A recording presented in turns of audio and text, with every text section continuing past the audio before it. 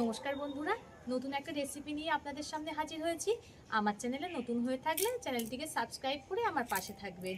রেসিপিটা কেমন হয় শেষ পর্যন্ত স্কিপ না করে দেখতে থাকুন। কেমন হয়েছে অবশ্যই কমেন্ট করে জানাবেন। এটা দেখে বুঝতে পারছেন এটা কি? এটা হচ্ছে গাজরের রসমালাই। নামটা অনেকটা ইউনিক লাগলো, তাই না? দেখে নিশ্চয়ই বুঝতে পারছেন কতটা সফট হয়েছে। এটা কিন্তু গালে দেওয়ার সঙ্গে সঙ্গে একেবারে গলে যাবে। ছোট থেকে বড় সবাই খুব পছন্দ করবে। চলুন ভিডিওটা দেখে নেওয়া যাক। এখানে আমি 5টা গাজর নিয়ে নিয়েছি। দেখুন, গাজরটাকে খুব ভালো করে ধুয়ে নেব। জল পাল্টিয়ে পাল্টিয়ে 2-3 বার খুব ভালো করে ধুয়ে নেব। গাজরগুলো আমি পরিষ্কার করে ধুয়ে নিয়েছি। এবার আমি বটিতে কেটে নেব। বটি দিয়ে কেটে নিচ্ছি।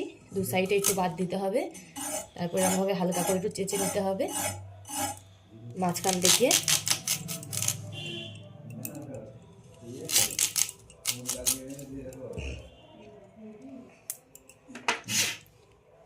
ছোট ছোট টুকরে কেটে নেব।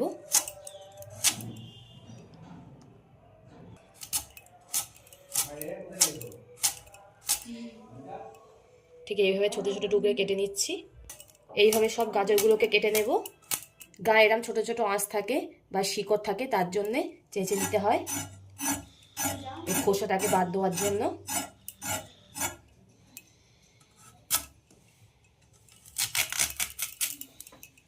সব গাজরগুলো আমার কাটা হয়ে গেছে।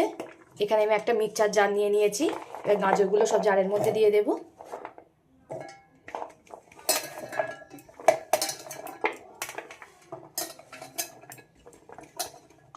সামান্য একটু জল দেব। এবার এটা ভালো করে ব্লেন্ড করে নেব। আমি খুব ভালো করে ব্লেন্ড করে নিয়েছি। একটা কড়া গরম হতে বসিয়ে দিয়েছিলাম। এখানে 100 গ্রাম সুজি আছে, সুজিটা দিয়ে দেব।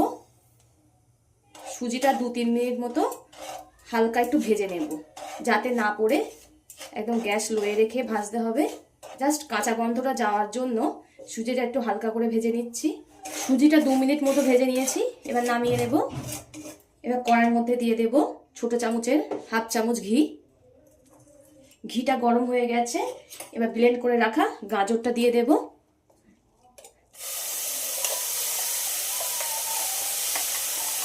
গাজরের ভিতরে যে কাঁচা রসটা আছে সেটাকে শুকিয়ে ফেলতে হবে।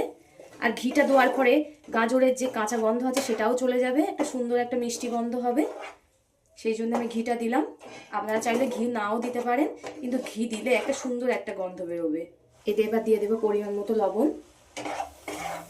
খুব একটা বেশি ভাজার দরকার নেই গাজরটা, জাস্ট 2-3 মিনিট মতো ভাজলেই হয়ে যাবে।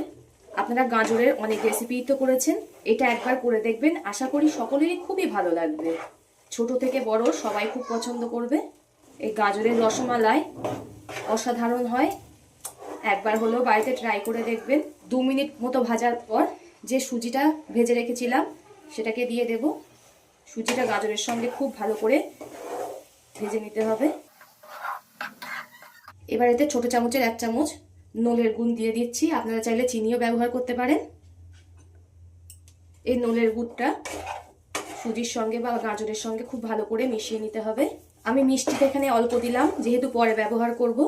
এই সময় কিন্তু গ্যাসটা লোয়ে রেখে ভাজতে হবে, কোনো রকম জোর দেওয়া যাবে না, তাহলে তলায় লেগে যাবে। আমি মোটামুটি 4 মিনিট মতো ভেজে নিয়েছি। এই এক জায়গায় জড়ো হয়ে যাচ্ছে, মানে হয়ে গেছে। এবার নামিয়ে নিতে হবে। আমি এটা প্লেটে নামিয়ে নিয়েছি। গরম থাকা অবস্থায় একটু হাত দিয়ে হালকা করে মেখে নিতে হবে।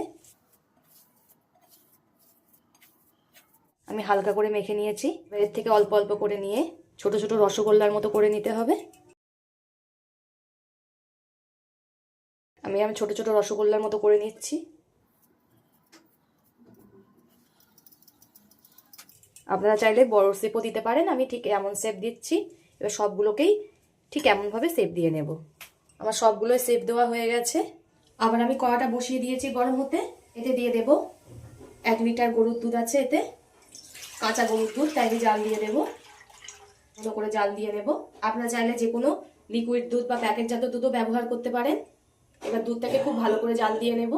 এর মধ্যে দিয়ে দিলাম একটা তেজপাতা। দুধটা মাঝে মধ্যে একটু নাড়তে হবে, নাহলে তলায় লেগে যাবে। দুধটা খুব ভালো রকমই ফুটছে। এতে দিয়ে দেবো অল্প করে লবণ, একদম অল্প করে দিলাম। আর একটা ছোট এলাচ মাঝখান থেকে ফাটিয়ে দিয়ে দিলাম। খুব ভালো করে ফুটিয়ে নিতে হবে। ফুটিয়ে দুধটাকে একেবারে ঘন করে নিতে হবে। দুধটাকে 5 মিনিট মতো খুব ভালো করে ফুটিয়ে নিয়েছি। এবার 100 লাল বাতাসা দিয়ে দিলাম। আমি এখানে লাল বাতাসা দিলাম, আপনারা চাইলে চিনি বা মিষ্টিও ব্যবহার করতে পারেন। মিষ্টিটা আপনারা স্বাদ মতো ব্যবহার করবেন। এবার ভালো করে আবারও ফুটিয়ে নেব। দুধটা ফুটে একেবারে ঘন হয়ে এসছে।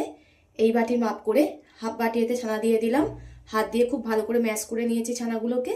আপনারা চাইলে ছানাটাকে স্কিপও করতে পারেন। ছানাটা দুধের সঙ্গে খুব ভালো করে ফুটিয়ে নিতে হবে। দুধটা ফুটে একেবারে ঘন হয়ে এসছে। এবার সেপ দিয়ে রাখা গাজর আর সুজির রসগোল্লাগুলো দিয়ে দেব।